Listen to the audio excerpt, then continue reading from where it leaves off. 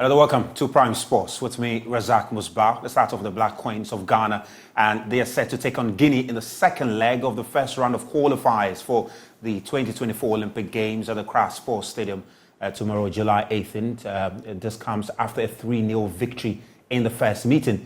Now, the team held its final training session earlier today at the Accra Sports Stadium, where coach of the side, Nora Hoptel, cautioned against complacency in the game on Tuesday. Joy Sports' Lawrence Beatty was there, and he came through with this report.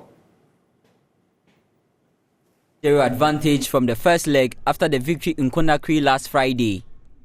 The team held its final training ahead of the game on Monday evening, with all 23 players completing the session. The return fixture against Guinea will be the 5th game for Nora Hoptel since she was appointed as the head coach of the side. During the 4 games played, the Black Queens have scored 10 goals and conceded 0 in that period, winning all as well. Speaking before the team's training, the Swiss coach said Ghana has a tradition of controlling games and she's trying to implement that. Of course, it's in our DNA in Ghana to be very creative, to have ball possession, to play offense, to take the initiative in the offense. But also there you need to know which spaces you can find against his opponent. We try to create a high rate of chances. Our XG factor, so what we put then in the goal out of these chances can still be developed much more. In Guinea we could have scored 6-7 goals. So also there we want to still develop and are very hungry, to score more goals. Behind we have a clear tactical frame also for the defense. It's also then a lot of discipline. It calls to make the runs, and then we come back to our values. Are we selfless and run in the defense for each other and fight for each other? And I think we did it pretty well against Guinea. But tomorrow it's a new game, and we need to stick back to those values. Portia Boache, who is the captain of the side, also added that the team will not be complacent against Guinea, despite boasting a 3-goal advantage, and will play again for the win on Tuesday. I know we have a mission ahead of us, and I trust my girls very much that we are going to qualify.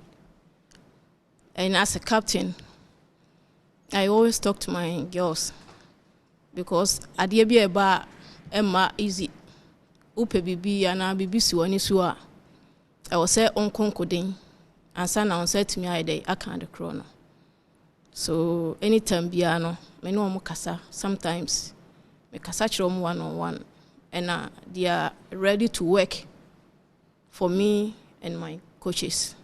So we are really prepared for this qualification. Prior to Ghana's training session, Guinea were at the stadium earlier, and speaking to the press, the head coach of the team said they will play to honor their country against the Ghanaians.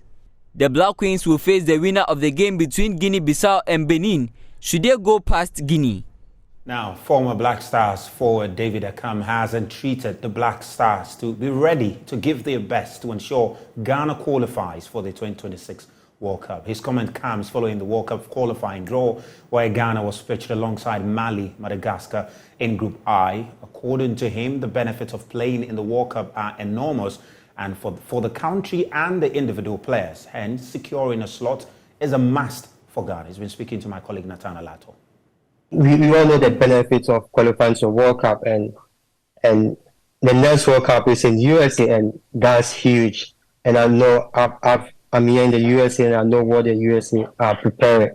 They are preparing for a great World Cup. And for me, I think it will be even better or bigger than what we saw in Qatar. So this is the world showpiece, and every country wants to be there. So if we want to be the best, want to be considered as the best country in football, then we have to be here. We have to do everything to be here. And for me, as I said, it's always possible to qualify if we do the right things. And of course, there's a lot of work to do, but we have to be here in the World Cup. I remember Ghana played USA in the Connecticut in 2017, and it was huge. There's a lot of Ghanaians in USA and Canada, and they turned the game into like a carnival. They were having fun, and it shows the support that we have here in USA. So if we qualify to the World Cup, then I think in our game it will be massive because we are known for supporting our team, especially everywhere we go. So we have to do everything to qualify to the World Cup. Tell me about the kinds of lessons you picked up from our participation or the failure at the World Cup in Qatar.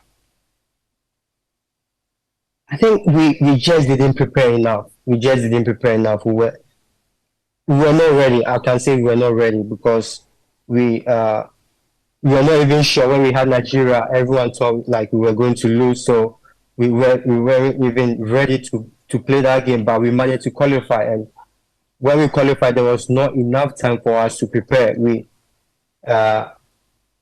The most lesson I learned was we just have to prepare, because if you don't prepare, you don't win. And at the moment we have time, we have enough time to prepare. And I just saw they just announced their football DNA, and it's just from the beginning. We just have to sow. If you don't sow, how can you reap? So we have time now. We just have to start preparing, start sowing the seeds that will help us to achieve in the future. Well, Maketa van der Suva also emerged champion in the women's singles final there over Onjabeur. That's all we have for you on Prime Sports tonight. With me, Razak Musbao. Please have a lovely evening.